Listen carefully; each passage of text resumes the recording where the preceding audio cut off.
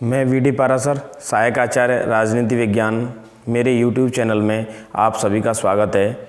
साथियों, हमने अंतर्राष्ट्रीय राजनीति एवं अंतर्राष्ट्रीय संबंध वाले पेपर के अंतर्गत शीत युद्ध का अध्ययन किया कि शीत युद्ध कैसे द्वितीय विश्व युद्ध के बाद उपजे हालातों में पनपा, जिसमें सोवियत संघ और संयुक्त राज्य अमेरिका दोनों अपने विचारधाराई संघर्ष के तले एक शक्ति संघर्ष में उलझ गए, जो शक्ति संघर्ष एक तरह से प्रत्यक्ष दोनों के मध्य न होकर अप्रत्यक्ष रूप से जिसने लगातार पूरे विश्व को प्रभावित किया। उसके बाद हमने द्वैतांत भी देखा। क्यूबा संकट के बाद जो द्वैतांत व्यवहार हमें अंतर्राष्ट्रीय संबंधों में देखने को मिला, राजनीति में देखने को मिला, उसके बाद हमने देखा कि नव शीत युद्ध का आगाज़ शुरू होता है एवं नव शीत युद्ध के बाद हमें शीत युद्ध का अंत दिखाई देता है। तो ये सब कैसे अचानक से हुआ या कोई एक निश्चित घटना चक्र हुआ, ये किस प्रकार का, इसका हम आज के अपने इस वीडियो में अध्ययन करेंगे। देखो साथियों, आज का हमारा विषय है शीत युद्ध का अंत, प्रमुख घटना चक्र 1985 से 1991। ये 6 साल शीत युद्ध के अंत के लिए बड़े महत्वपूर्ण रहे। इन 6 सालों में हम ये कह सकते हैं कि जो शीत युद्ध द्वितीय विश्व युद्ध के बाद का प्रमुख घटनाक्रम था और लगभग 1985 तक अपने प्रभाव में रहा, जिसने छोटी से छोटी समस्याओं को एक बड़ी समस्या बना दिया। दोनों महाशक्तियों की उस समस्या में रुचि लेने के कारण तो उस एक तरह से उस युद्ध का, उस शीत युद्ध का कैसे अचानक से अंतर्राष्ट्रीय रंगमंच से वो चला जाता है, क्या होता है, उसमें प्रमुख घटना चक्र कौन कौन सी होती हैं, कौन कौन सी स्टेज होती हैं, वो अंतर्राष्ट्रीय राजनीति के विद्यार्थियों के लिए बहुत महत्वपूर्ण हैं। प्रतियोगी परीक्षाओं की तैयारी करने वाले विद्यार्थियों के लिए भी ये डेडलाइन बहुत ज़्यादा महत्वपूर्ण है। देखो विद्यार्थियों, इसमें पहला बिंदु है जिनेवा वार्ता। नवंबर 1985 रीगन और गोर्बाचोव के मध्य हुई। अमेरिकन राष्ट्रपति रीगन एवं सोवियत राष्ट्रपति गोर्बाचोव के मध्य ये जिनेवा में वार्ता हुई। जिनेवा वार्ता इसलिए भी महत्वपूर्ण है कि इस वार्ता के लिए दोनों देशों के विदेश मंत्रियों ने लंबे समय तक प्रयास किया, वार्ताएं की, मीटिंग की, तब इसका एक रोड मैप तैयार हो पाया कि इस वार्ता में मुख्य बिंदु क्या होंगे। ये प्रथम बैठक थी जिसमें दोनों राष्ट्राध्यक्ष शीत युद्ध की समाप्ति के लिए या एक तरह से अपने संबंधों की बहाली के लिए मिले। इसमें सबसे महत्वपूर्ण जो चीज़ थी वो ये थी कि इन दोनों ने अपने हथियारों में 50% कटौती की एक समझौते पर हस्ताक्षर किए कि दोनों महाशक्तियाँ अपने अपने परमाणु हथियारों में 50% कटौती करेंगे। दूसरा जो मुख्य बिंदु था वो ये था कि दोनों अपने आर्थिक, सामाजिक, सांस्कृतिक संबंधों को बहाल करने के लिए प्रयास करेंगे। दोनों अपने वाणिज्य दूतावास एक दूसरे के देश में खोलेंगे। तो इन सारी चीज़ों से पहली बार ऐसे लगा कि अंतर्राष्ट्रीय रंगमंच में दोनों महाशक्तियाँ कैसे एक हो गई हैं। इनके पीछे तमाम कारण थे। सोवियत संघ भी इस शीत युद्ध की उलझन से परेशान था और संयुक्त राज्य अमेरिका भी परेशान था। तो दोनों के अंदर जो सुगबुगाहट उठ रही थी तो वो हमें इस जिनेवा सम्मेलन में पहली बार दिखाई दी।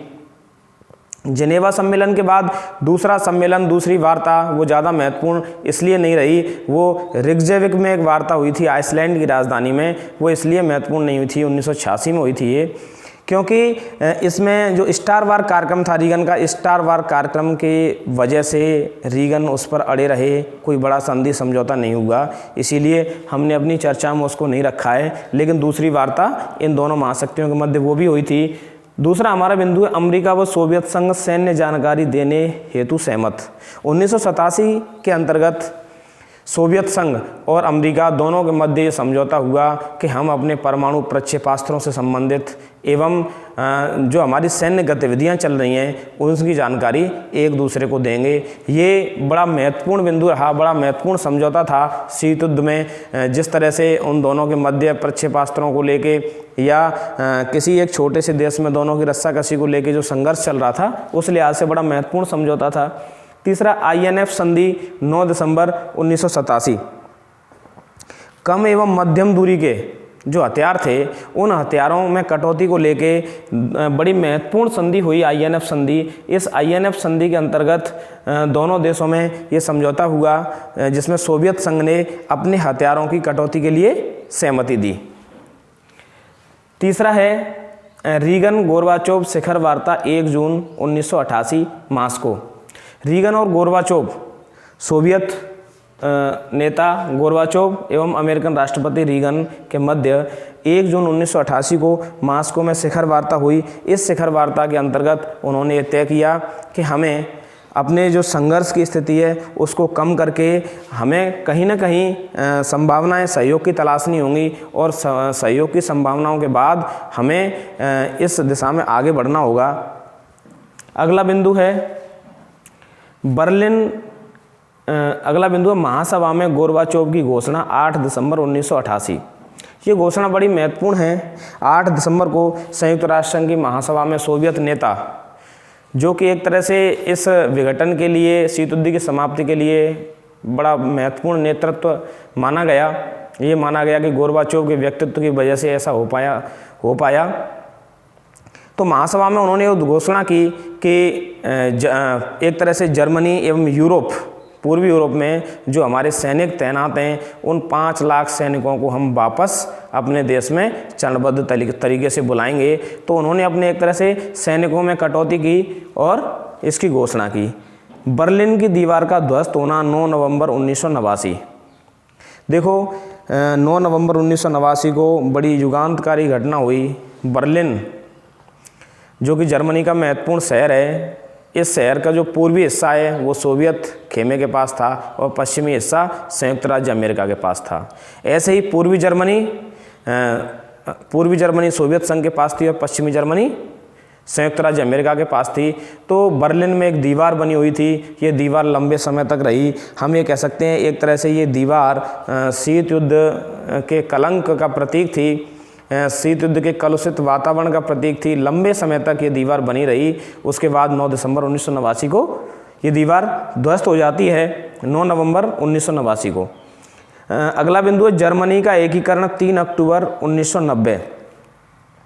जैसे ही द्वितीय विश्व युद्ध समाप्त हुआ साथियों, द्वितीय विश्व युद्ध की समाप्ति के बाद हम ये देखते हैं द्वितीय विश्व युद्ध के दौरान सोवियत संघ एवं अमेरिकी सेनाएं साथ साथ लड़ रही हैं, लेकिन पूर्वी जर्मनी, लगभग जर्मनी का आधा हिस्सा सोवियत कब्जे में आ जाता है और पश्चिमी जर्मनी पर अमेरिका, ब्रिटेन, फ्रांस इनकी सेनाओं का कब्जा रहता है। जहां जिसका कब्जा होता है वहीं युद्ध विराम की घोषणा हो जाती है। युद्ध विराम की घोषणा के साथ ही लंबे समय तक जो ये हम कह सकते हैं कि द्वितीय विश्व युद्ध में शीत युद्ध का जो दंश झेला वो जर्मनी ने झेला। पूर्वी जर्मनी और पश्चिमी जर्मनी के रूप में ये बट गए। सेनाएं बिल्कुल बॉर्डर पर लगी हुई थीं। शीत युद्ध प्रारंभ हो गया। ऐसी स्थिति में लोगों की आवाजाही, आर्थिक, व्यापारिक, सांस्कृतिक रिश्ते, आदान प्रदान सब खत्म हो गया। लंबे समय बाद एक तरह से 3 अक्टूबर 1990 को जर्मनी का एकीकरण की घोषणा की सोवियत संघ के द्वारा। और इस घोषणा के साथ ही सोवियत संघ ने कहा कि जर्मनी एक होकर नाटो, वार्सा पैक्ट कहीं भी मिलना चाहे मिल सकता है। अगला बिंदु नाटो द्वारा शीत युद्ध की समाप्ति की घोषणा, जुलाई 1990।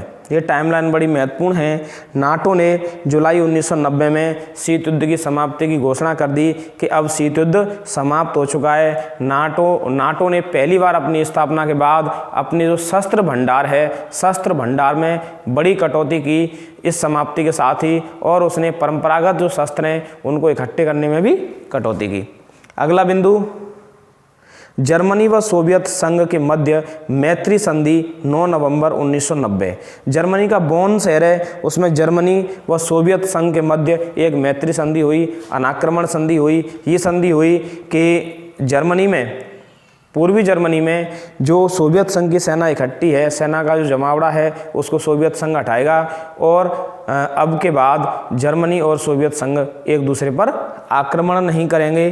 अगला बिंदु है वार्सा व नाटो में ऐतिहासिक संधि 19 नवंबर 1990 पेरिस में 19 नवंबर 1990 को वार्सा व नाटो में ऐतिहासिक संधि हुई। समझौता हुआ, ये संधि एवं समझौता हुआ कि दोनों जो सैन्य संगठन थे शीत युद्ध में अपने अपने खेमे की तरफ से लड़े, संघर्ष किया, वो अब एक तरह से इन्होंने एक महत्वपूर्ण दस्तावेज तैयार किया 200 पृष्ठ का, जिस दस्तावेज में ये था कि एक निश्चित संख्या तक अपने हथियारों में कटौती करेंगे और रचनात्मक कार्यों की तरफ आगे बढ़ेंगे। अगला बिंदु है वार्सा पैक्ट समाप्त 1 जुलाई 1951। ये बड़ी शीत युद्ध में मोड़ लेने वाली घटना थी। वार्सा पैक्ट जो सोवियत संघ की तरफ से एक तरह से उसका सैन्य संगठन था, सैन्य संधियां इसने की थी, उस वार्सा पैक्ट को भंग कर दिया गया क्योंकि अब एक तरह से शीत युद्ध की समाप्ति की दिशा में हम आगे बढ़ रहे थे। अगला बिंदु स्टार्ट फर्स्ट संधि पर हस्ताक्षर 31 जुलाई 1991 मास्को में स्टार्ट फर्स्ट संधि पर हस्ताक्षर हुए।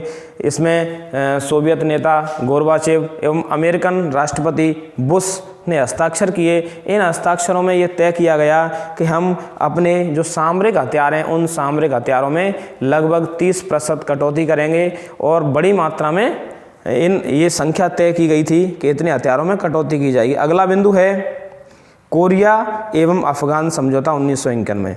देखो साथियों, कोरिया समझौता और अफगान समझौता ये अलग अलग दो समझौता हैं। हमने ये देखा शीत युद्ध के शुरू में ही लगभग 1950 में कोरिया संकट पैदा हो गया। कोरिया, उत्तरी कोरिया एवं दक्षिणी कोरिया, इन दोनों की स्थिति ऐसी रही कि जहां उत्तरी कोरिया साम्यवादी खेमे में था, वहीं दक्षिणी कोरिया पूंजीवादी खेमे का देश था। इन दोनों में संघर्ष रहा, लंबे समय तक इनमें शांति की स्थापना नहीं हो सकी। तो 1991 में कोरिया को लेके ये समझौता किया गया कि ये दोनों देश आपस में सही रहेंगे, एक तरह से अपनी मित्रता को बढ़ाएंगे, सौहार्दपूर्ण संबंध रखेंगे और एवं सोवियत शक्ति एवं अमेरिकन शक्ति जो इन देशों में रुचि ले रही थी वो दोनों अपनी रुचि कम करेंगी ताकि ये बेहतर तरीके से रह सकें। अगला अफगान समझौता 1951 में। अफगान संकट जब पैदा हुआ था तब स्थिति ये थी कि सोवियत सेनाओं ने अफगान में हस्तक्षेप किया और उस हस्तक्षेप में लंबे समय तक अफगानिस्तान में सोवियत की सेनाएं रहीं। तो उन सोवियत सेनाओं की निकासी अफगानिस्तान से चरणबद्ध तरीके से बाहर होगी एवं सोवियत अपनी सेनाएं हटाएगा, ये समझौता किया गया। नाटो के शस्त्र भंडार में कटौती अक्टूबर 1951 में। नाटो जो कि अमेरिकन गुट एवं कह सकते हैं हम कि पूंजीवादी गुट का प्रमुख सैन्य संगठन था, 1949 में स्थापित हुआ। तब से लेके अब तक उसने सैन्य हथियारों में इतनी बड़ी कटौती कभी नहीं की। उसने इसके अंतर्गत लगभग 80% अपने जो परंपरागत हथियार थे उनमें कटौती की और अपने शस्त्र भंडार को कम किया। ऐसा पहली बार हुआ था जब से शीत युद्ध स्टार्ट हुआ, एक तरह से नाटो बना, तब से लेके अब तक ऐसा पहली बार हुआ। अंतिम बिंदु है साथियों सोवियत संघ का पतन 26 दिसंबर 1951 में। ये तिथि बहुत ज़्यादा महत्वपूर्ण है, ये डेट बहुत ज़्यादा महत्वपूर्ण है, कई बार पूछी जाती है। 26 दिसंबर 1951 में वह प्रमुख तिथि है जब सोवियत संघ का पतन हो गया था। सोवियत संघ की एक सुप्रीम सोवियत जो काउंसिल थी उसमें विधान था, उसके अंतर्गत एक प्रस्ताव पास किया गया और उसमें औपचारिक रूप से सोवियत संघ की समाप्ति की घोषणा की गई। धन्यवाद साथियों।